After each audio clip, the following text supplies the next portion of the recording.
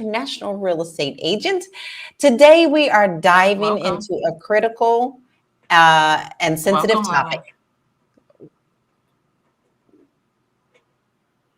Welcome, Lala. Okay, we're going to try to start that again. Welcome to Fly Nubian Money. Lala.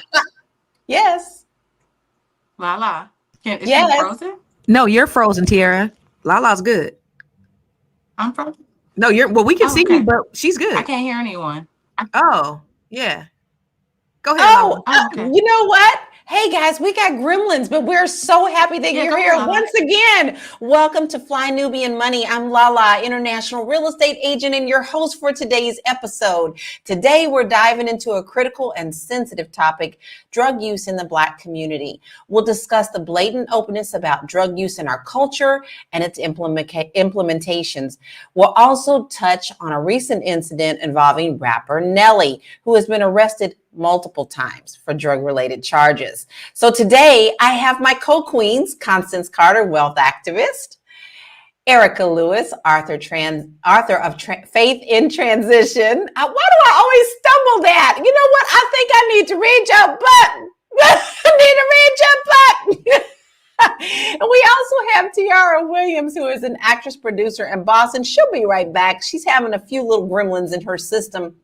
Listen, I do want to jump into this, but the reason we actually started this conversation is because rapper Nelly was arrested for, well, it says, ecstasy possession, but there's a lot of kind of controversy about why he was arrested and what he was arrested on. So I want to pull up that graphic and then pull up a video about his arrest. And he was arrested in St. Louis, Missouri, where he is from. So let's see what that is. Welcome back, Tiara. Oh my God, y'all! I'm so sorry. I was like, why can't I hear anybody? Like, Lala, are you there? What's happening? I'm sorry. I was like, is she doing the intro? What's going on? I love it. See, we always have a good time here. We always have a good Technical time. difficulty, baby. I'm so sorry about that. Okay. I'm back and I'm back. Well, we're going to pull up that video about Nelly before we get into our actual conversation about it. So let's go ahead and sit back and see what happened in Missouri. Rapper Nelly has been arrested for possession of ecstasy, according to authorities.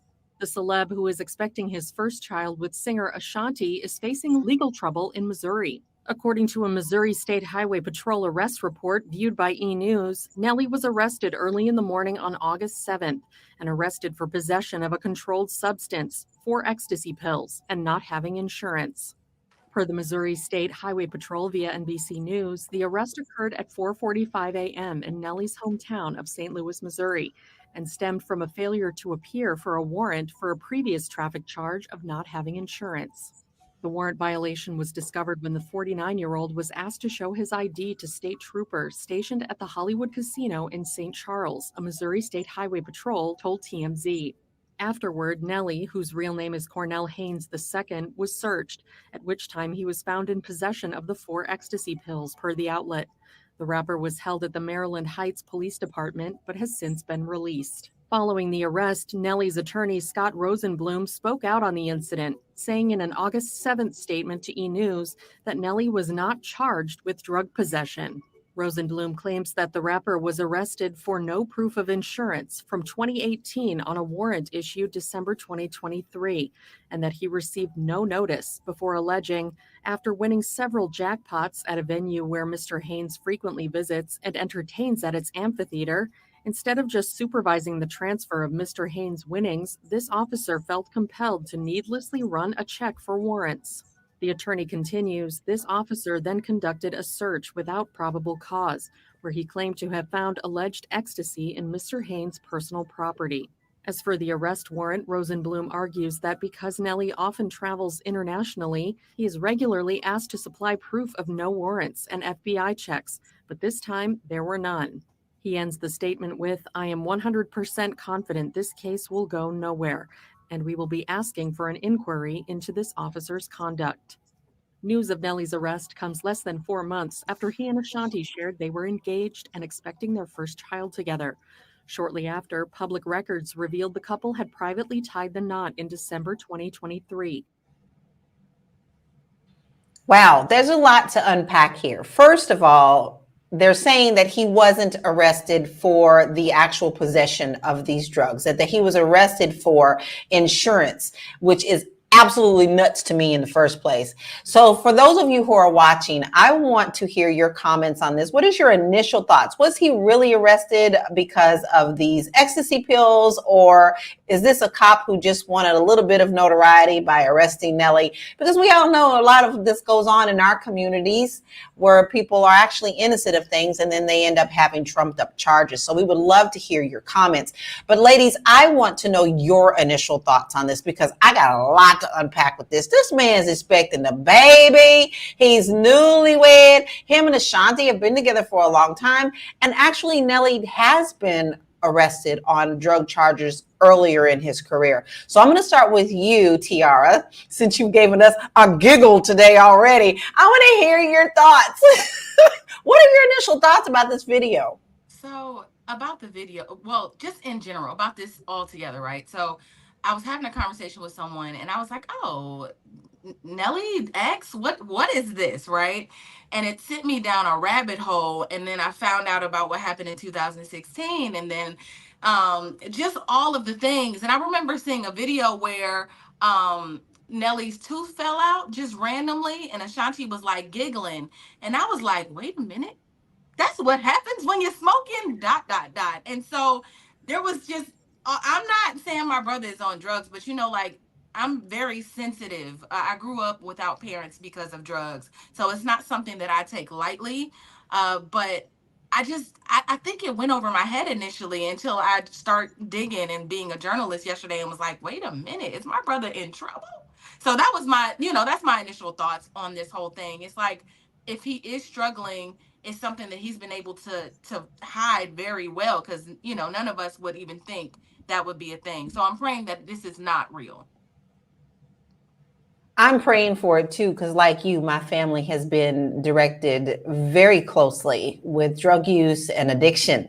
So I have actually lost a brother to addiction, and I have other family members extremely close to me who have gone through that, as well as a son who is now sober for 4 years now. So this is a really close topic to me because, I don't think I know anyone that hasn't been affected by drug use in their family. And it's a very heartbreaking thing to go through, to see your loved ones in the throes of this and you can't do anything about it. You feel helpless and hopeless a lot of the times. So Erica, what is your initial thoughts on this? And have you been through it with someone in your family, in your life that are addicted to drugs? Well, yes, actually, my uncle passed away. It'll be 3 years this November, and he struggled with his sobriety for years. I remember him saying he started getting high when he was 16, and he graduated high school a year after I was born. So that's how long he had been doing drugs. My grandmother, his mother, was in complete denial of it. She, not my son, no, he's a good boy, no, her boy. And her boy, I cleaned out her apartment one day and I found paraphernalia that was out of this world. And I said, look, this ain't mine. I work, I got bills, this ain't mine, I can't afford this.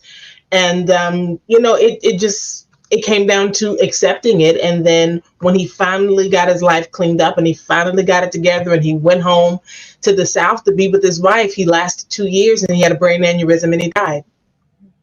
Very unfortunate, after all of that struggle, after, going through all of that to battle it, to get through, he ended up on dialysis, but he was better. He wasn't getting high. He wasn't drinking, he was with his family. He got to see his grandkids. And then one day it was time for dialysis and he didn't make it out the house and he passed away. And unfortunately, his stepdaughter found him.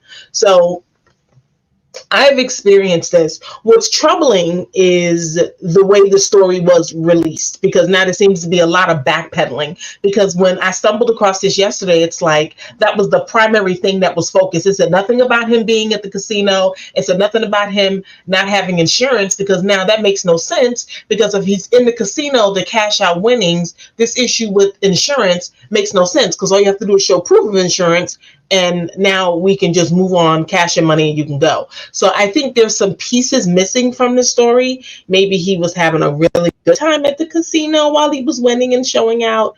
Maybe there was a vendetta against him. Maybe, he won a little too much money, took somebody's money, and somebody's pissed off. And, made him a target, like, go check him out. So I don't know, just see, it's a little disturbing.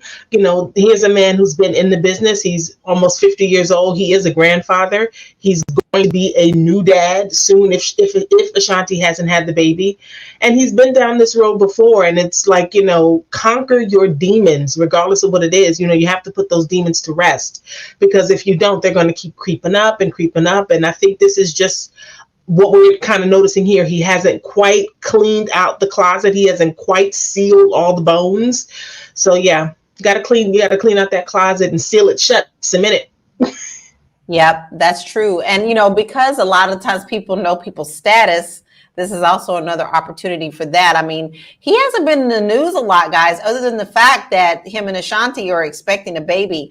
Intech Family on YouTube says Nelly was probably driving a nice car real late at night, and the cop saw an opportunity. And Proverbs 31:30 says, set up, Black folk don't use ecstasy like that. I beg to differ, Proverbs. It was only 4 ecstasy pills. It was 4. The thing that really got my attention is that it was an exact number, 4. So is 4 pills enough to garner attention? Is 4 pills make it a felony? Does 4 pills make it, you know what I mean? Why such an emphasis on the number 4? Right. Yeah. So some things just don't add up. We Wealth Women, we know who that is. We miss you and love you, Athena. A lot of people in the entertainment industry take drugs and all kinds of medication.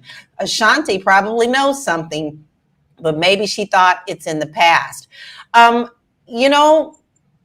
not something you like to share with the public. So maybe if she does, that's not something you want to talk about. I mean, she's getting ready to have this baby if she hasn't had it already. And why not focus on something or surrounded by love and a new beginning with that? Not that doesn't mean you shut out any problems, but, it's got to be very stressful, especially being pregnant. Constance, I would love to hear your thoughts on this. And have you had anyone in your family struggle? So first of all, I'll say I don't trust the police. So that's the first thing that I'll say about this. And as I've seen the video now I'm seeing a whole different perspective, because of course the headlines are Nelly arrested for drugs and no insurance. You like, this millionaire ain't got no damn insurance. This doesn't make sense. It don't add up. Right.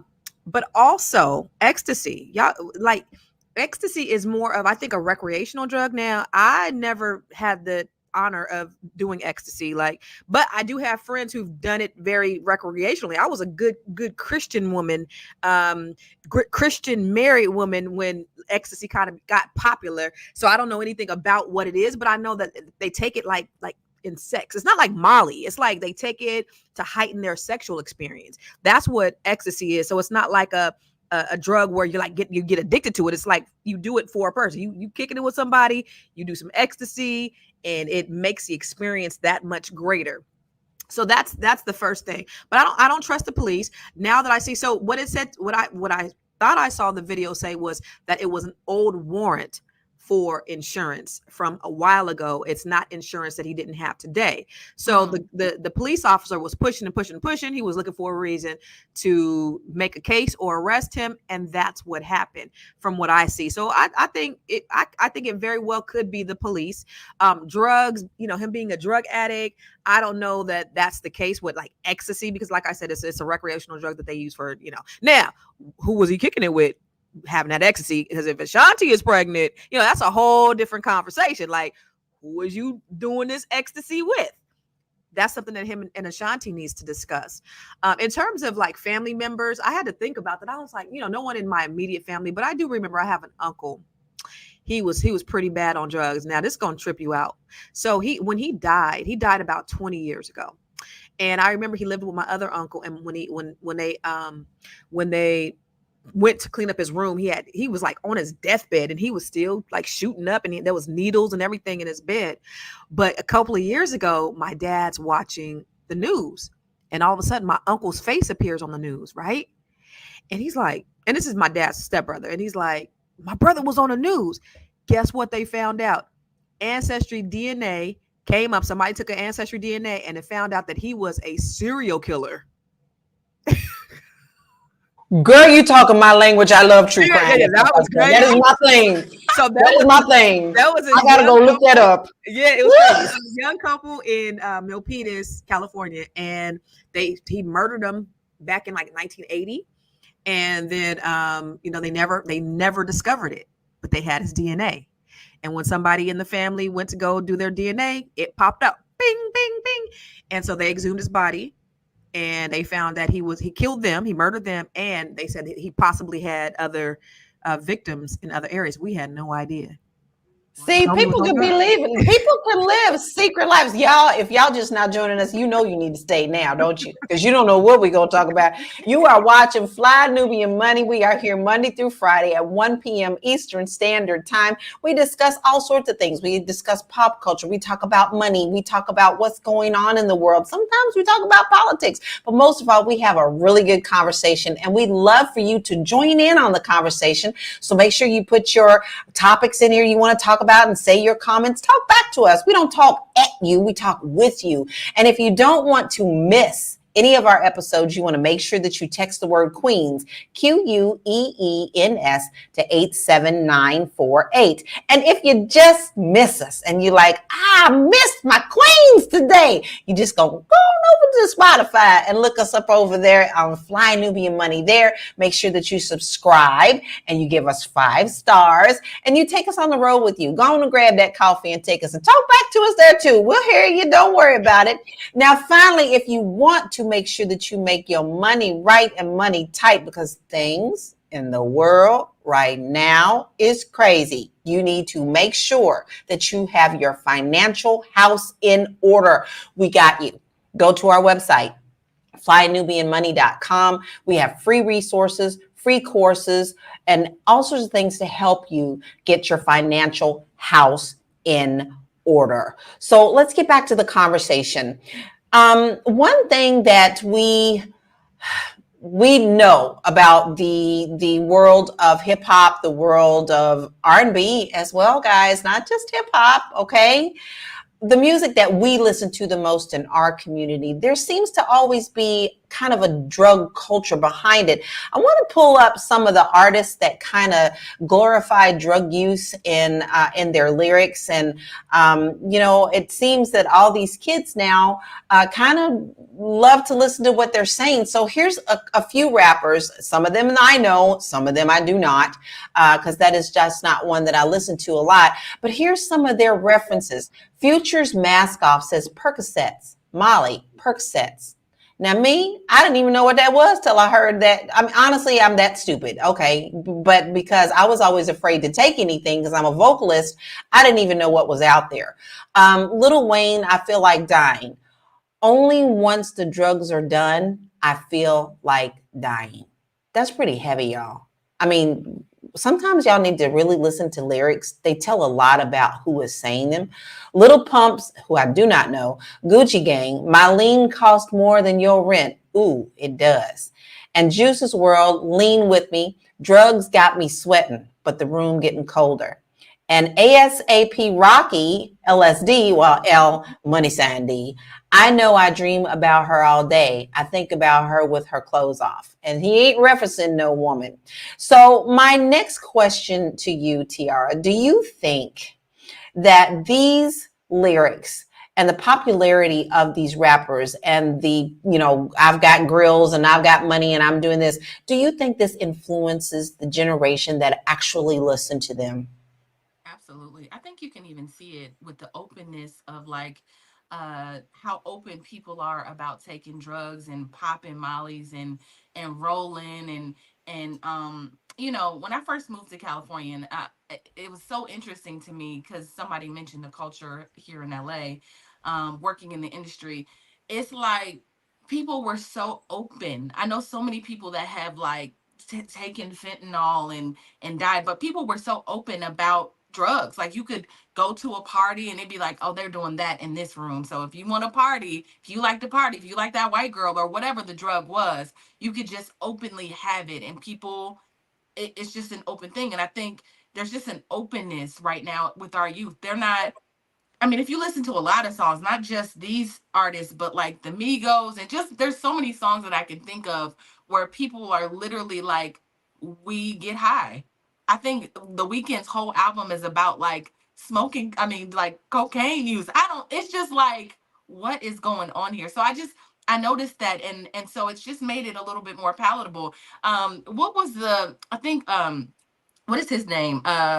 He's from Wiz Khalifa was saying that he went to one of the fests. I can't think of what fest it was, but he said he was on stage and like he noticed that everybody in the crowd had cups of lean in their hand. And these are young kids. And he was like, what am I saying out loud? Like, what effect am I having on these kids? Because literally everybody had their cups in the air.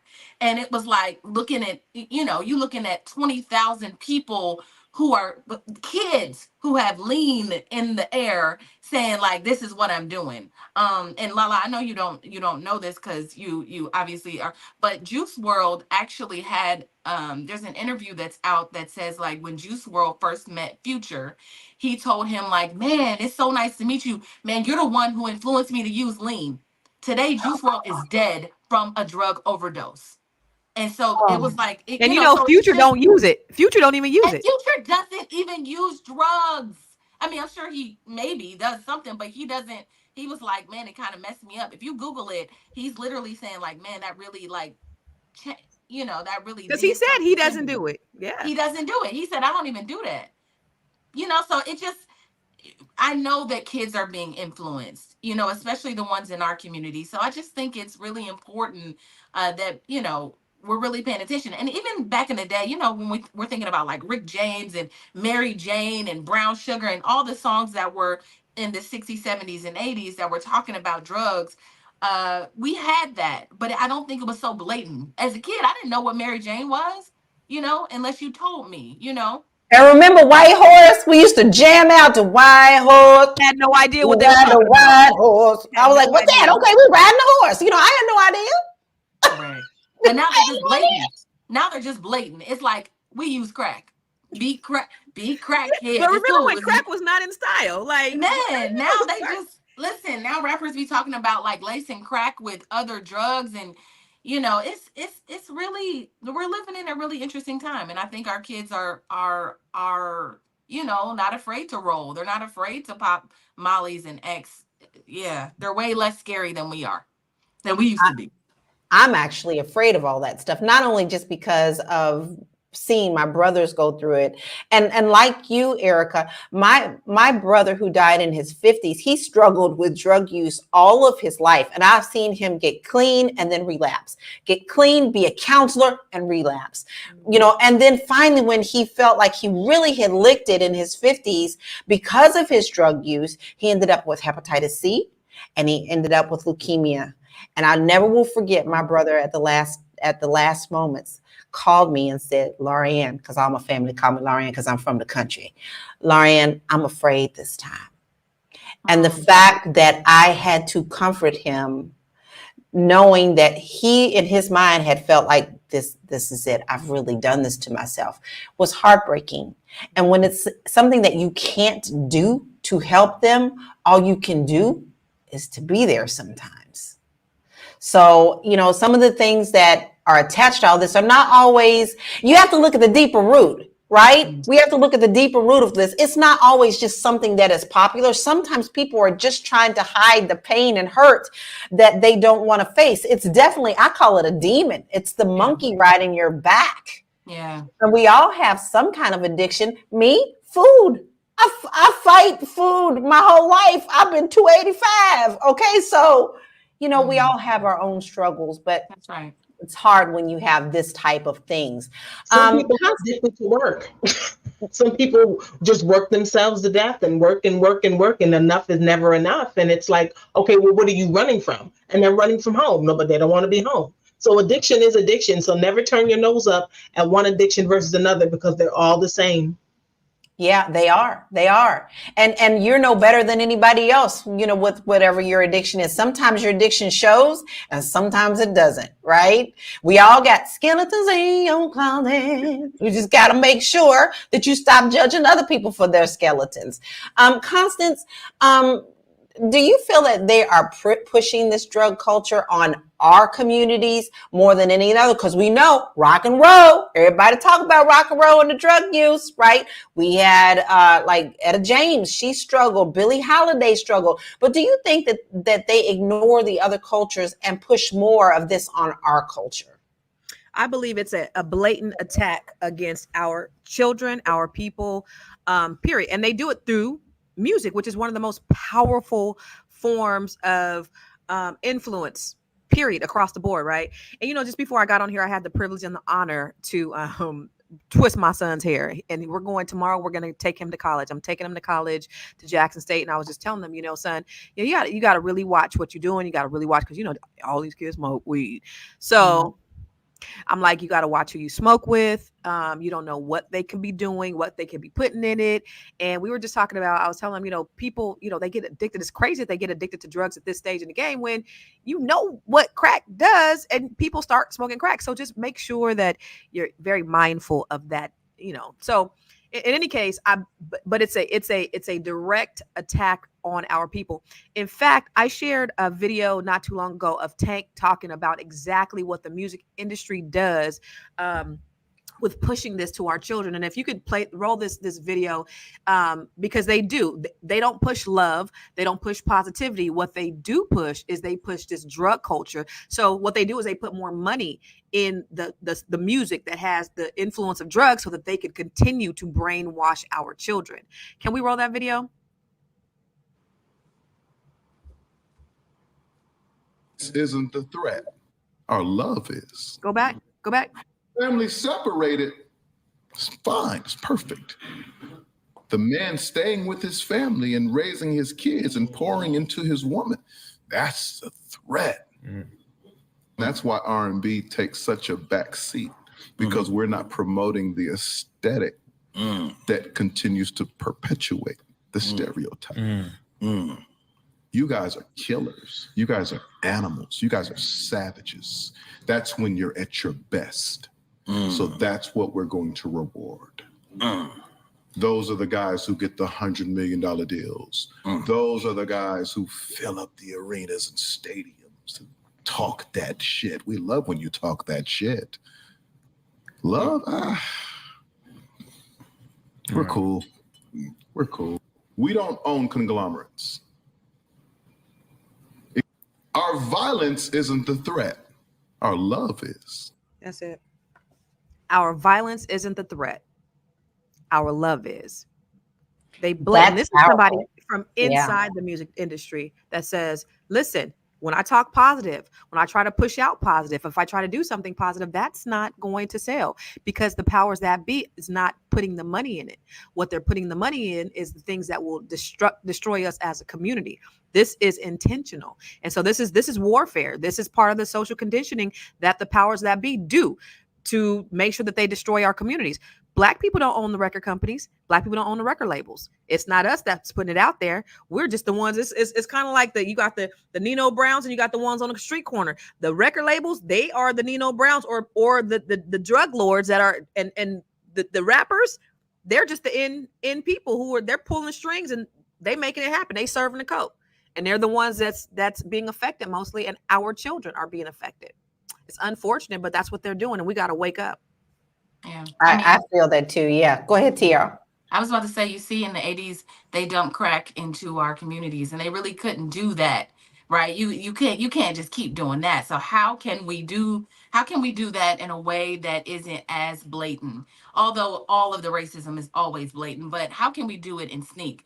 Music is the only thing, and this is a scientific fact, but music is the only thing that you don't have to do anything for it to permeate your subconscious. Frequency. It's the frequency, right? So it's the only thing that you don't have to like think about it or nothing. You can just literally, it gets in you without you even having to welcome it, right? And then these chants that you hear over and over again: kill, murder, use drugs, kill, murder, use drugs. And I think that's what gets in the mind of our youth. Chicago and that drill music.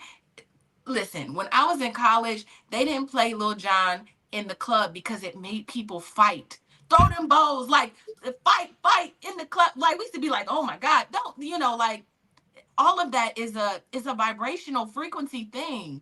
And so, we just have to be mindful of what our children are listening to. I'm always thinking about what my kid is listening to. Because my kid a little different. She like rock and roll. She like I can walk in and she's just listening to a little bit of everything. Like I'm like, is this heavy metal? Like what are they saying? I'm always mindful and just saying, Lauren, we can't listen to this. You gonna listen to this John P. Key or some Right, I Fred do that too. I'll be like, You hey, gonna you got listen some to Kirk something Franklin else. up in there. You got, we're gonna have to You gotta have to balance. Yeah, we gotta switch it. So I'll give her a little bit of 21 Pilots or whatever she wants to listen to, but she gonna get this Yeah. Kirk Franklin every day. Right, So absolutely. anyway, but yes, but I just think it's something that we don't have to go far for it to get in us. Absolutely. And so No, it's we getting in don't. us. I No. know. I know. We'll forget. I have the funniest story. Like I'm, like 14, 15 years old, and I'm huge into Prince. Like I was a Prince fan with his first album at 8 years old. I wasn't a Purple Rain jump on. I was long there. So he had all these subgroups, right? And one of the subgroups was like, they had a song called "The Screams of Passion." I'm running around the house cleaning, doing my job. My mother busted into the room and said, "What you know about Scream of Passions?" Nothing, mama, not a thing. Went ahead and put that gospel right on because I was like, I'll never sing that out loud again. But music does affect you, which brings us to this. Check this out, guys. This shows you directly. This kid is known as Young Knight. He's a rapper. If you ain't rapping about being on no drugs, or you out here in the streets selling some drugs, he said of his chosen profession, you ain't got some of that going on. Like nobody want to hear what you talking about. He's 16 years old, y'all, and he is an opiate user. But here's the thing: it's not that nobody wants to hear it. This is not what they're pushing. They're not promoting this. They're not putting the money behind it. So you're not really hearing anything else. That's what you hear, and that's what they are pushing to our children. That is the real problem. The powers that be. I got a question for y'all. So when we were younger, because I seen somebody in the chat, Brian said, I guess y'all Actually, I grew up was. listening. I guess y'all grew up listening to contemporary jazz. I As did. a matter of fact, as a singer, I did, but I did listen to Lil Kim, and I did listen. I listened to NWA. I listened to NWA. But there was something about balance, and we had Queen Latifah, we had MC We Lyte, did. but We had Lil Tribe Kim. Called. We had Tribe Called Quest. We had We had positive rap too. And we you had remember? variety. You remember when NWA sang "Express Yourself" and he was talking about they were talking about just saying no, that they were on that, but that wasn't it. And Didn't catch. It didn't catch. But then when they started talking about chronic and weed smoke and all that stuff, that's when they got the funding, y'all. Yeah. That's when they got the funding. But they know how to do that. They're expert people at doing that to keep down communities. We all know that. I mean, outside of even music, y'all know Hoover had everybody on tap in just to see if they could do anything to keep our community down. And don't try to do nothing positive, because if you do, then they see the threat. If you are just now joining us, you are watching Fly Nubian Money. We are here Monday through Friday at 1 p.m. Eastern Standard Time. We discuss hot topics. We discuss things about our communities, things that affect you and in your life. We don't just talk at you, we talk with you. So I would love for you to go ahead and put those comments in, and we will address your comments, share your story with us. If you do not want to miss any of our episodes, you can text the word Queens, QUEENS, to 87948. And that way you won't miss an episode. And you also can check us out on Spotify. So just go ahead on over there, put in Fly Nubian Money, and you will find us there. Now, listen, if you think that you got what it takes to come on here and talk with our queens here and jump on in this conversation, all you have to do is send us an email. We would love to have you. And you can send that to info@reel, REEL, virtual.net. So that's info@REELVIRTUAL.net. We would love to have you on here. Listen, I want to address a couple of the comments that we have today.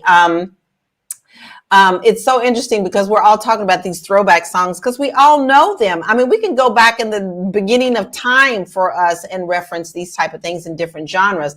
FLJPLM says White Horse and White Lines were dance song in the 80s and the 90s. Yep, sure was. Then we actually have a new person who came in today. King Troy said he just tapped into us and he likes our vibes. Well, we like your vibes too. Welcome. And then FLJ said Robin Thicke did a song called Cocaine, and so did Eric Clapton. You couldn't get no clearer than that. I mean, he just sang all, it's all right, it's all right, it's all right, cocaine. That's just right up in your face, right?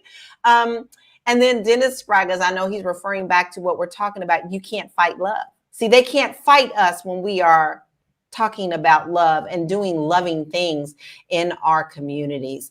I think that it is also up to us to make sure that we tap into what is being surrounded by our kids.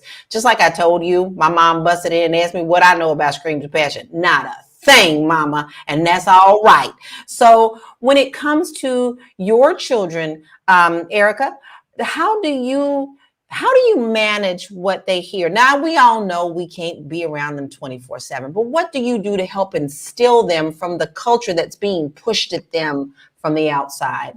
Girl, Erica ain't got no kids. Oh, my Baby! Well, okay, I'm going to twist it. Because your father was in the music industry, right? Both of my parents are in the music industry. I was a recording artist as well. When my father died, I performed under his stage name, Billy Lewis. So I saw a lot. I saw a lot as a kid. I saw how the industry broke my parents up. My father sang with the Drifters. My mother was the first female lead for the Pretenders, Valerie Scott. And then when she married my father, Pat Tandy came in and replaced my mother. So I saw the industry bring my parents together. They have two great children, my brother and I. And then subsequently, by the time I'm 13, 14 years old, these two people don't like each other and then divorced. So I saw my father ended up, when he passed away 13 years ago, my father died of alcohol poisoning. Wow. Yeah, he died of alcohol poisoning and he died overseas. He died alone. It was very, very unfortunate. I mean, there was a lot of moving parts involved with that. I mean, but he chose what he chose and he had to live with his decision. And I think that when my parents divorced, I said, hey, if y'all can't work it out, y'all people just can't work it out. But don't divorce your kids, and he wanted what he wanted more than he wanted his family. And you know what? Though that was the decision that he made, and you got to live with your decision. And I just don't think he ever made peace with that and was too prideful to call us and say, hey, y'all, I'm sorry. Because that's really all it would have took. Because my brother and I were just like, all right, you want to go get something to eat? Like, it wasn't a big thing for us. Once we became adults, functioning adults, it's like, well, that's y'all too. Like, you never know what your parents go through. Mommy got a story, daddy got a story. But guess what? As the kids, my brother and I had a story. We actually watched y'all not get along. So I watched the industry tear my family apart. I mean, I really watched it. My father got caught up and he just wanted what he wanted. And when he got what he wanted, it didn't look the way he thought it would look. And I think that's what a lot of artists don't realize.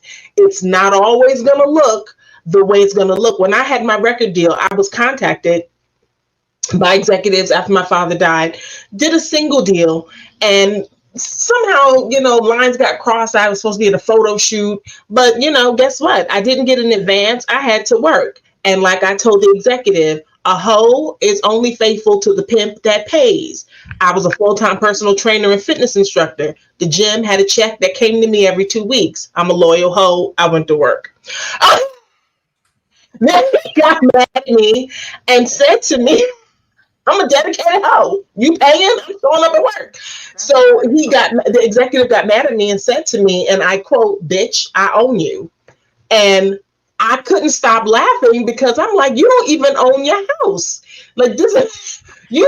Damn, you You just throwing them at them, girl. Girl, listen, you had all the things. like Gotta you, use that Did them one. with their bows. Let's write that one down. That was Right. good. You don't even own your Own house. your house. and I couldn't stop laughing. And then I also have to take into consideration my age. I was in my mid to late 30s.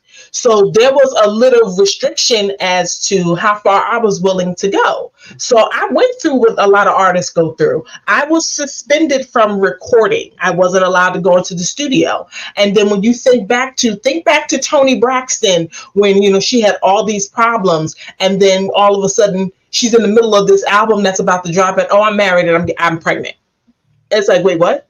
And that's what happened. A lot of artists start rebelling against the label to take back their time. These ladies will get married. These ladies will have kids back to back to back to back, because that's the only way they can get a breather. That's the only way they can almost put a stop to what's happening to them. Because you can control everything else, but I can control this body. I'm gonna have these kids.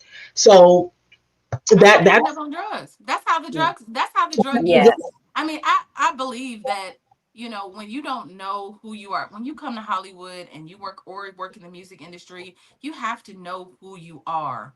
You have to know who you are, because there is so much happening around here, and people are enticing you in so many different ways, that if you don't know, you can fall for anything. I feel like Whitney Houston wasn't really living her truth a lot of the time. Like, she wasn't being the person that she wanted to be. She was like propped up. She was the voice, like, and they put a lot of pressure on her to like live up to these standards. And I think that's where drug use comes from, like in these spaces anyway. We started talking about Nelly, and I was just thinking, like, let's say Nelly does use drugs, right? Let's just say that this is a real thing, right? When he was busted for marijuana and meth, and then also, like, let's just say he has a little problem. Nelly has been a superstar, right? But he's getting a little older and he's falling from grace. Maybe he hasn't reached the pinnacles that he thought that he wanted to reach, and maybe, you know what I mean? Like, I just think like there's something polarizing about being in the industry and being here, and then one day being there, and like what it drives you to do, or to take that pain away, like maybe, whatever validation you were looking for. So I just start thinking about things that way, like what would drive someone. what people don't realize. Just like you go up the stairs, you have to come back down. You don't just sit at the top of the stairwell. You have to come back down. And even if you don't go all the way back down to the basement, you may come back down to mid-level, because it's an escalator. Somebody's got to go up, somebody's got to come down. Somebody's got to go up, somebody's got to come down. And the minute you feel as if you want to speak your mind or speak out, they will kick you down the escalator. So, Wow. it's wild. It's a wild ride, and you hear a lot of artists say that it's a wild ride, because it is. Yeah, and especially in LA, because people don't introduce themselves to you like what they are. They introduce you by who they played with, and they're trying to see what they can get out of you before you've even had any type of conversation about, hey, my name is Lala, and I moved here from such and such. No, I played with Bobby McFerrin. I played with this, and I played with that. I played with this, and I played, and I'm on this week. I opened for Elder Barge, and hey, bro, what's your name? Yeah, they leave with it. That part is I don't trust anybody that I know their whole life within the next first 15 minutes. I'm like, that didn't turn and me you all have to off. understand, a lot of these people, because when I lived in California for a year, unrelated to the industry, I was working in fitness. You have to understand, 90% of those folks living in LA that are artists, even the ones you see on TV, they are broke. Fake. It's fake. Yeah, everybody's fake too. Have any Potential. money. No, they don't. They don't. You having a full-time job with benefits, a lot of times you have more than they do. They can go out and be seen Oh, and it's only like 5% or 10% of people in Hollywood that are actually making money. making money. Uh-huh. Yes. Everybody And else they is ain't trying to figure it share it out. with you. Okay. They ain't No trying to broke share it ass. with you. Exactly. Now we're talking about we've talked about, you know, how we feel like they are pushing this on our community. But let's look at a few stats because I think it's really important to keep our balance. We love to be able to talk about these things, but we always don't want to be one-sided. I happen to agree that they do push these things on us. But this was actually an associate professor of public health. It is time to turn a critical eye to how opiate misuse permeates hip hop lyrics, creating an entryway for Black young adults into American opiate epidemic. And then she says, or I'm not sure if it's she or he, sorry. These songs promote using opiates while engaging in high risk activities like unprotected sex or speeding. And while she is a hip hop fan, from a public health perspective, it's just dangerous. Guess this was a female. Yes, I actually do see that a lot. But I also feel like they know the conglomerate and they know the statistics of our communities, and so they use that. But according to the National Institute on Drug Abuse, African Americans are disproportionately affected by drug arrests and convictions, despite similar usage rates as other groups. Constance, this taps right into your wheelhouse with this. I know that you've talked about this before, but have you actually had an experience or someone in your family who has been disproportionately pushed on? I do know that in LA, especially, a lot of the Black men in the places like Compton and Watts, they get pulled over for really no reason at all. A lot of them are really good kids. So have you experienced that in your life?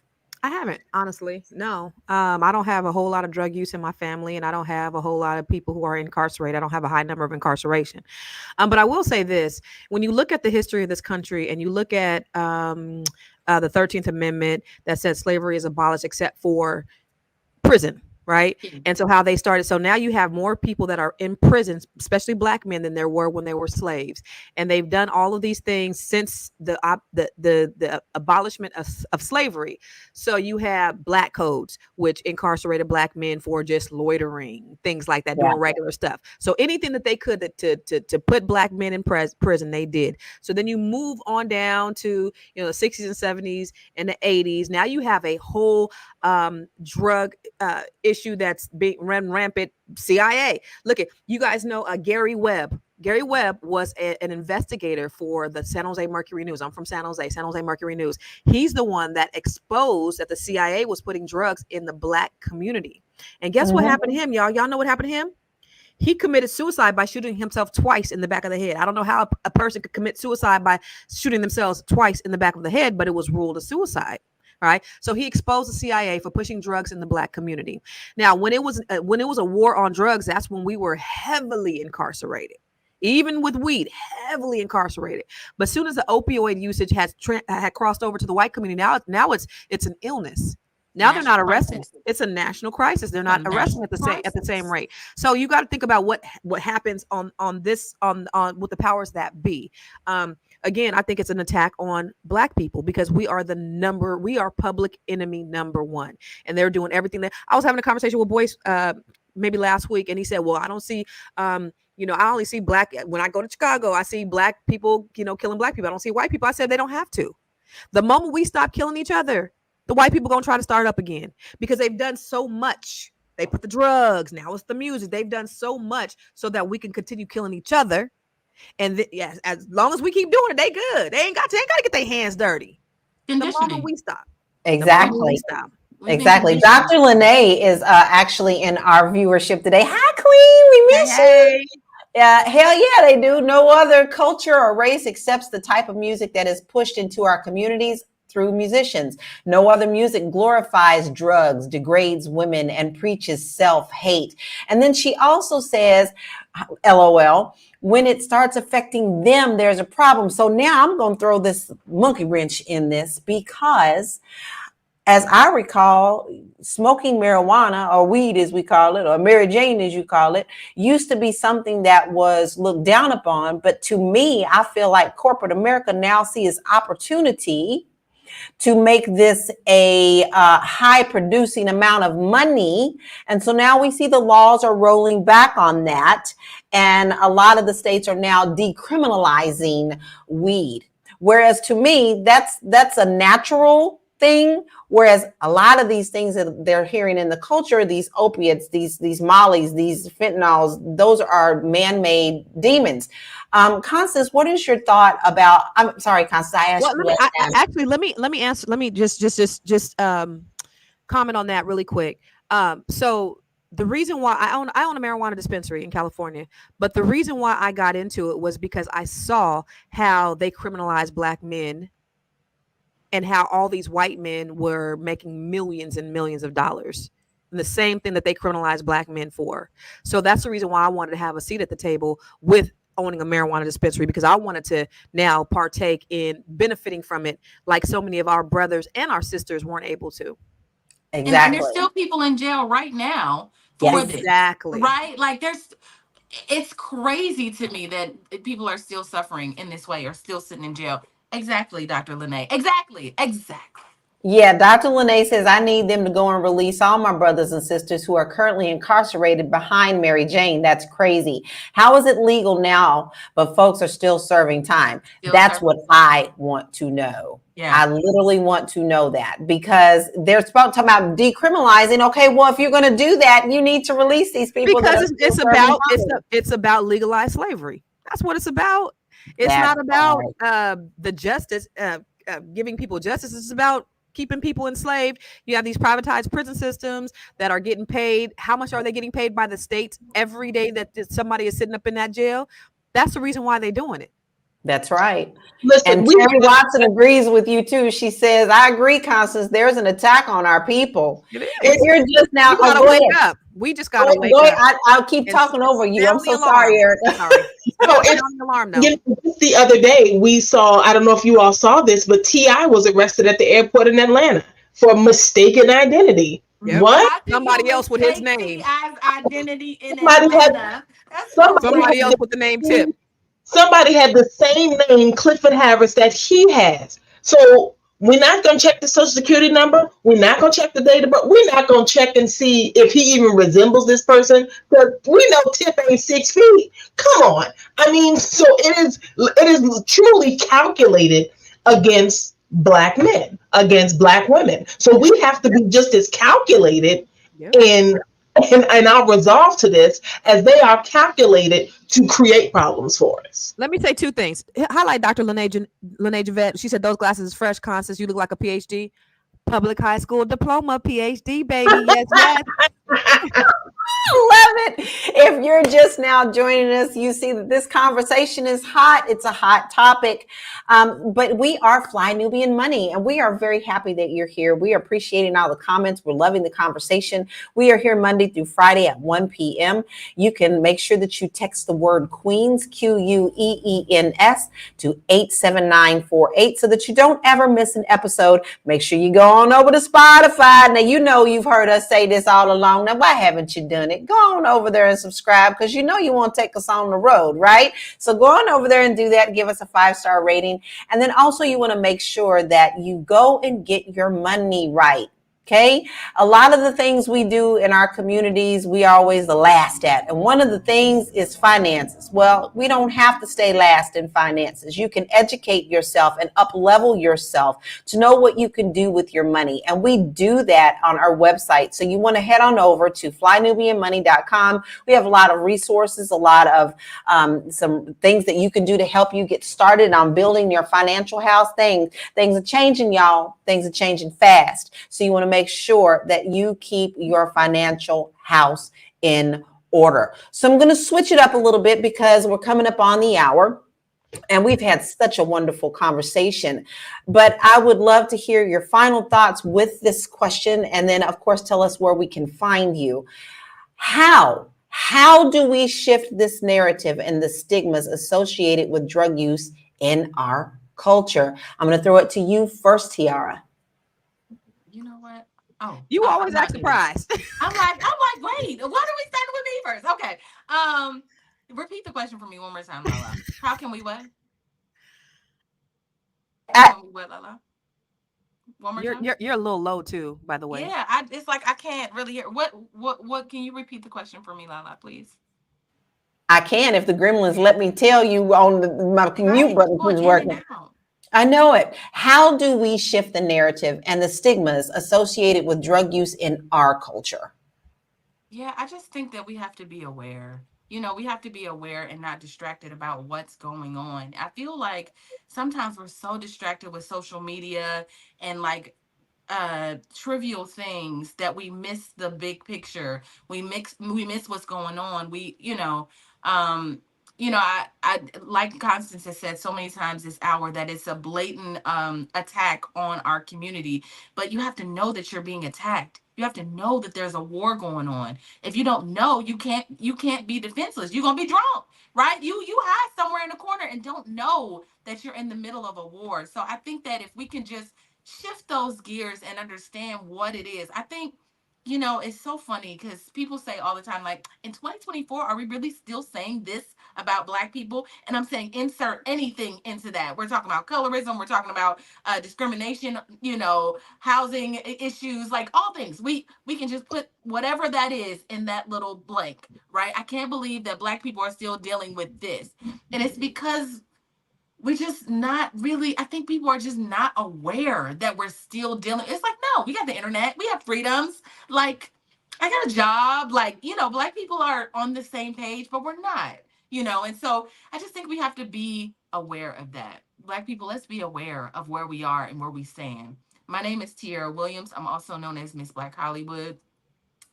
I am at MSBLACK across all platforms. I believe that at the baseline of every successful business is storytelling. I happen to have spent the last 20 years of my life telling stories through television, film. I'm an actress, a songwriter. I do all of the things creative. And so I help entrepreneurs do the same thing with their brand. So if you are interested in contacting me, hit me up at Miss Black Hollywood or info at realvirtual.net. Real, how do you spell real? Can you put it up, Gwen? info@realvirtual.net. And she does all the things. Because So I you be need to make producing. I sure. be producing from the side. I be producing and stuff like that. So, info@realvirtual.net. So if you wanted to see the face behind that email, you got it right here, right? Make sure you hit her up. We love our talented Tiara. Erica, I'm going to throw that question to you. What can we do about this? And tell us where we can find you. I think artist control has just gotten away from us. People are not writing anymore. There's a lot more ghostwriters out here for songs. And it's really important as an artist that you have some way to contribute to your project, some way to contribute to your music. Don't just, go to the studio when you're just sitting there just watching the process happen and you just start reading off of a piece of paper in the booth. No, have something that you can contribute. It is so important to write. I have been an artist my whole life. I danced, I played piano, which I hated, but I did it. Piano, I danced, I sang, had an album out, and did all of these things. But the one thing that I was so passionate about that I kept was my writing. Like that is the heartbeat, because it is my voice. And I think what's happening is we are losing the Black voice in a lot of our music. We see the Black faces in the videos. We see the Black faces on the stage accepting awards, but is it the Black voice that's behind the music? And I can honestly say, I think not. So it's really important to keep your voice, take a creative writing class, just be confident in yourself as an artist and do not put down the pen. My name is Erica Lewis. I'm the author of Faith in Transition. You can find me on all social medias at Miss Erica Renee or at my website at faithinTransition.com. Thank you, Erica. All right, Constance, I'm going to throw it to you. What do you think that we can do to get out of this this hole I feel like we're in of shadow of what other people want to throw up on us? That is kind of a complicated question, because I was thinking about that and how do you really be thoughtful and really make a difference? And I think these conversations are extremely important, because I think we just don't know. We don't know that we're being brainwashed. We don't know what's being put in our community. We don't know. So we have to keep having these conversations. And what you hear here, you need to spread it to your people. I also think ownership is extremely important. So right now, we are in the best time in the history of the world with everything that we have. We have more power in the palm of our hands with our cell phones than when they put the man on the moon. We have more technology in the power of our hands than when they put the man on the moon. So you can create your own music on GarageBand, on an iPhone. You can do, I forget that one of my daughter's favorite groups, they did their whole album on GarageBand. I forget what that, they're kind of like a newer neo soul group.